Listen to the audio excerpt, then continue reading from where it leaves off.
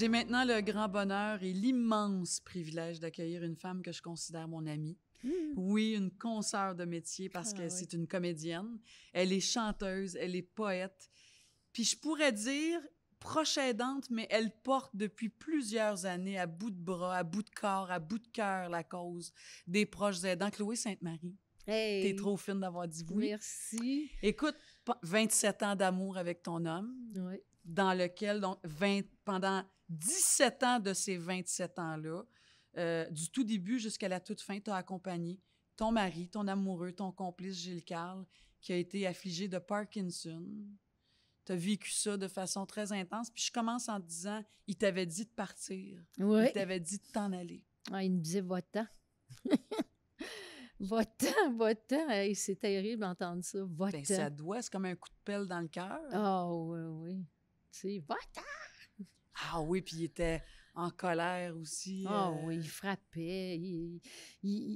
C'est dur à se faire tout à coup dire diagnostic Parkinson. Il y avait 61 peut-être en 1991. Il est né en 1928. Mais comme il trichait tout le temps sur son âge, moi je trichais tout le temps. On ne sait plus c'est quoi. Vous saviez plus quel âge vous aviez finalement? Pas pantoute. Mais en tout cas, mon Dieu, quel moment. Puis c'était hors de question pour toi de t'en aller? Non, hors de question. Non, je pouvais même pas vivre sans Gilles. Jusqu'à la fin, quand il a été 35 jours sans boire, sans manger, je voulais qu'on le gave, qu'on l'opère à l'estomac ou par la aorte, qu'il puisse recevoir sa nourriture, le soluter. C'est mon amie Joséphine Bacon, poète, la grande poète Inou, qui me dit « Laisse-le partir ». Mais je voulais pas. C'est comme si je pouvais pas vivre sans lui. Et tu dis, Chloé, quand on devient aidante, proche aidante, on devient tout. Oh mon Dieu, oui. Pour cette personne-là. On devient ses bras, sa tête, ses yeux, ses pieds, ses mains, son corps, son sexe. On devient tout. On n'existe que par l'autre parce que l'aidante s'oublie. Tu sais, on vit, comment dire, on vit toujours comme dans une sorte d'incarcération. Tu sais, je dis tout le temps, l'aidante, elle connaît c'est quoi être en quarantaine. Tu sais, la pandémie est arrivée, et puis tout à coup, le confinement. Mais quand tu es aidant, tu es déjà confiné. Déjà. Ouais. Fait que tout à coup, tu te retrouves doublement confiné dans un confinement collectif, mais toi, tu sais, t'es isolé, seul, parce que prendre soin d'une personne malade, ça éloigne les amis, ça éloigne la famille, ça éloigne... Tout le monde. La maladie, ça éloigne. Oui, mais tu dis aussi on devient une mère. Oh oui. Sauf qu'un enfant, ça s'élève. Oui, c'est ça. Un enfant, tu le mets au monde, sauf quand il y a une maladie à la naissance. Là, tu es aidante dès le départ, mais quand il est dans une progression normale, il s'en va tout à coup, à un moment donné, tu l'amènes là pour qu'il parte, mais la personne en perte d'autonomie, c'est des deuils constants à chaque jour. Il y a des deuils à faire. C'est pour ça que... C'est comme une torture, hein, aussi pour tout le monde. Ah oui. Moi, je dis tout le temps, tu sais, quand on me dit « As-tu fait ton deuil de Gilles? » Ben non, je ne ferai jamais mon deuil de Gilles. Je peux faire des deuils de gens vivants, des ruptures, mais pas de gens qui sont partis, que j'ai aimés. La communication, elle continue, elle reste. Fait que je ne ferai jamais mon deuil de Gilles, c'est certain. Il est en moi, mais à chaque jour, il y avait un deuil à faire. Pour lui, pour moi. Tu dis aussi, Chloé, qu'il y a eu des périodes où tu as voulu tuer Gilles puis tu voulais te suicider. Ah oui. Tu as pensé à ça. Ah oui. Ah oui, souvent. Hey, quand on était à Saint-Paul, dans Botsford, j'étais en haut, j'habitais le grenier, là. Je m'étais fait un beau petit loft, puis les préposés étaient à l'étage, puis Gilles était au rez-de-chaussée. Puis oui, je rêvais que j'allais descendre Puis tu penses à ça, comment je vais faire, comment je peux faire, comment je peux continuer. Mais ce qui mène là, c'est la fatigue. Parce que tu dors plus. Tu peux pas être 24 heures par jour, 7 jours par semaine, 365 jours par année, on. Tu sais, nous, on fait un travail, mais on a des moments de répit, de congé, mais l'aidante, elle n'a pas. Non, puis les besoins de la personne malade, c'est à toute heure du jour ou de la nuit. J'imagine que Gilles se réveillait en pleine nuit, peut-être en criant, en douleur, il y avait soif, je veux dire, tout ça est possible, là. Tout l'impossible est possible. Ah oui, Et complètement. réel. Et réel. Puis, tu sais, c'est, comme je disais tout à l'heure, les colères. Quand il y a eu le diagnostic, ça s'est pas... Il a continué à tourner, mais il fallait quelqu'un pour l'habiller. Il fallait quelqu'un pour l'aider, même sur Pudding Chômeur, à manger. Fait que il commençait à être raide, là, vraiment. C'est Parkinson rigide, là. C'est son corps, il vient comme une barre de fer.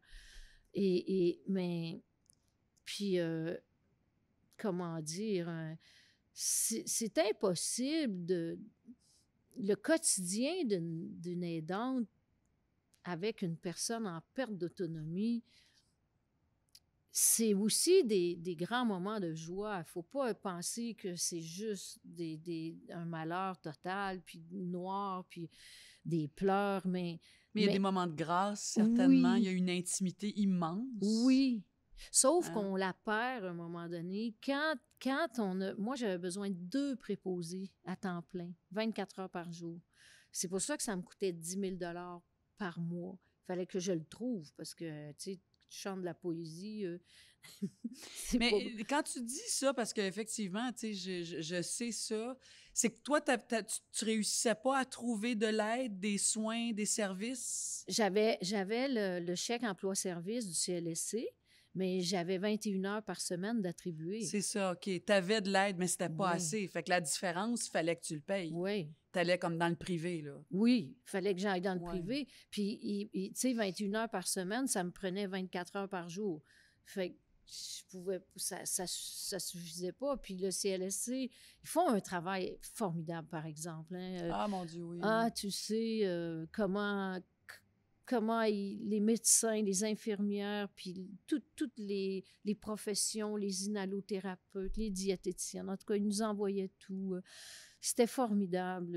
Ils se donnaient, mais il y avait un inclus puis un exclu. La personne malade, c'est l'inclus, puis l'aidant, c'est l'exclu. Ça veut dire quoi, ça? À mon époque, l'aidante ou l'aidant, on n'avait droit à aucun service. C'est-à-dire que quand le médecin il venait à la maison pour Gilles, il ne venait pas pour moi. Quand l'infirmière elle venait pour Gilles, elle ne venait pas pour moi. Tu ne sentais pas qu'on te demandait, vous, avez-vous besoin de quelque chose? Vous, comment allez-vous? Jamais. Vous, comment vous sentez-vous? Jamais. Un jour, j'ai demandé au médecin qui était là sur place, je suis malade, est-ce que je peux avoir une consultation? Elle dit, va à l'hôpital. J'ai pas le droit. Elle était là dans ma maison pour Gilles. Ça n'arrêtait rien de me faire une consultation, là. Puis elle me dit, va à l'hôpital, j'ai pas le droit. Puis assez rudement, là. Puis je suis allée. Puis j'ai attendu 8 heures, puis je suis revenue sans passer parce que j'étais épuisée. Mais ça change maintenant. Ça change. Ouais. Il y a de l'espoir, ça change. Oui. Tu sais, moi, ça fait longtemps, 91 jusqu'à 2009. Fait que, puis jusqu'à 2009, ça fait déjà 11 ans, là. Tu as écrit, je pense que c'est le bon moment pour lire ton plaidoyer. Ah oui. Comment tu l'intitules? Plaidoyer pour l'aidante.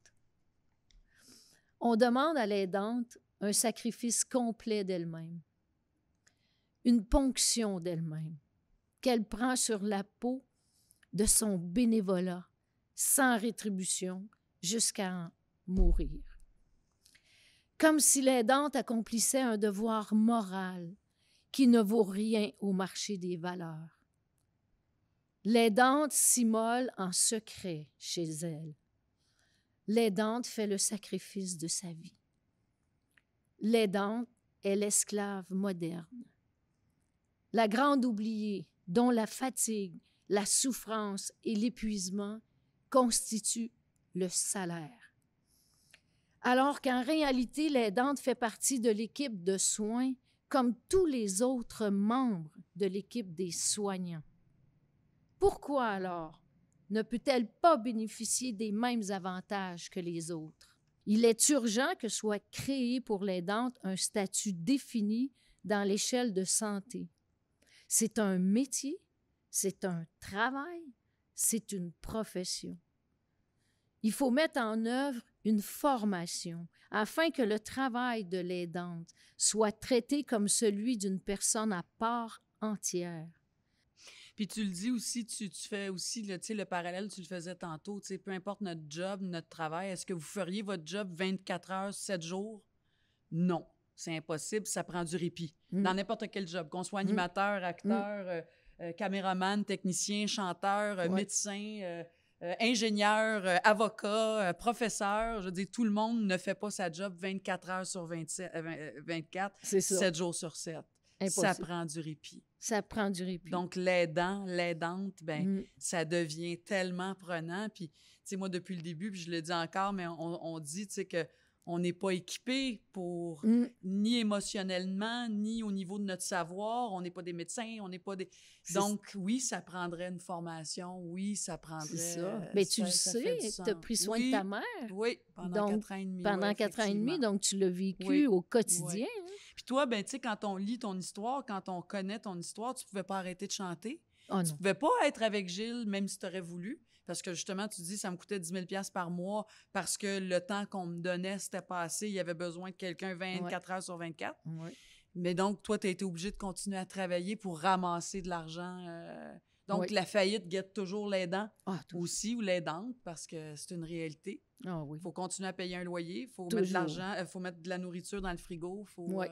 Puis, tu sais, l'aidé, il cesse de travailler parce qu'il est en perte d'autonomie. L'aidant cesse de travailler parce qu'elle aide la personne en perte d'autonomie. Donc, les budgets, c'est sûr, on s'appauvrit.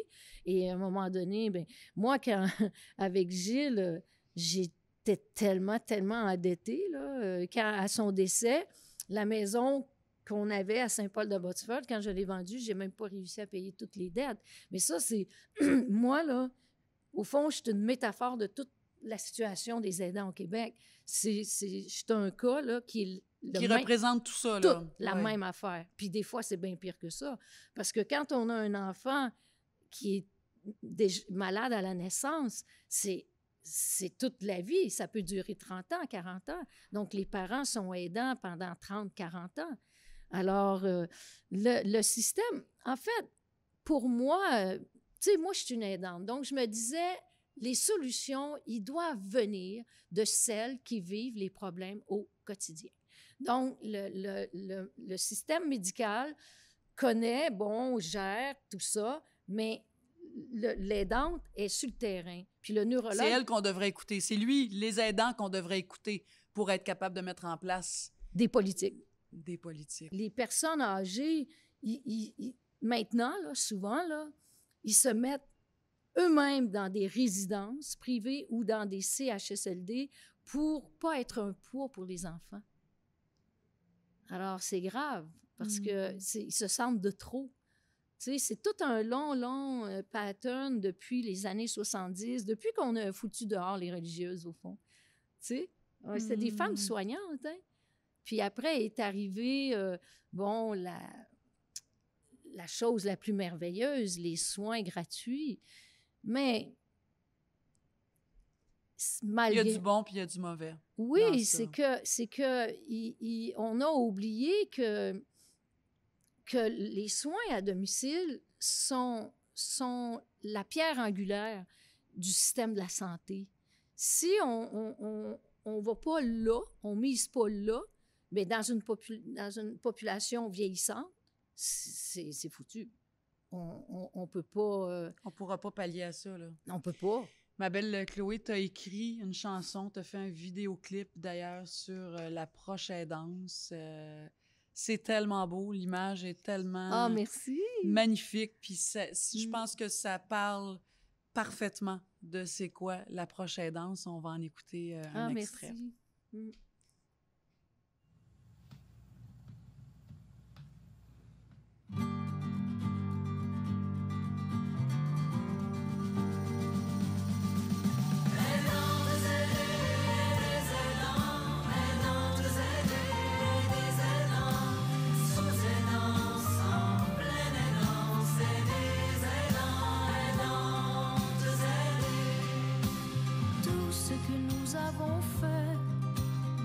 ce que nous accomplissons, tout ce que nous chantons sans même ouvrir la bouche, le silence de nos jongleries, l'envolée d'une prière, de nos espoirs, de nos rêves, de ce souvenir d'enfance qui ressurgit en souriant pour se jouer de la maladie, de nos secrets, de nos promesses, de nos projets, de nos prouesses.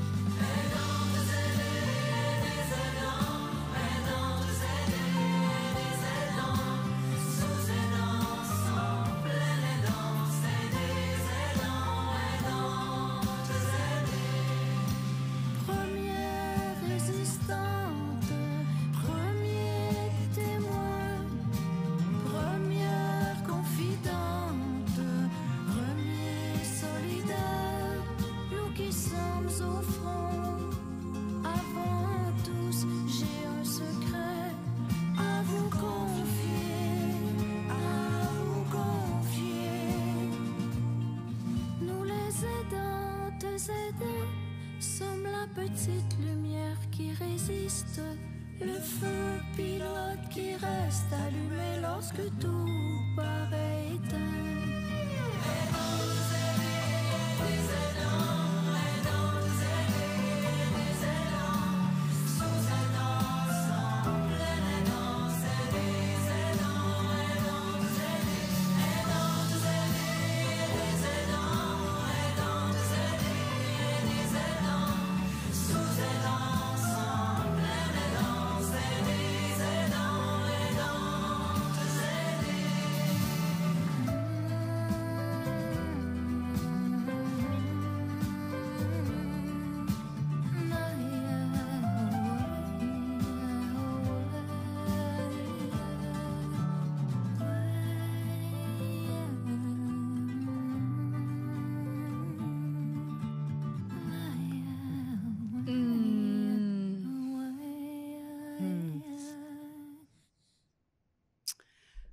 Ma belle Chloé, mon Dieu, ces images-là, ces paroles-là, aidez et aidantes, aidants aidés, hein? Oui.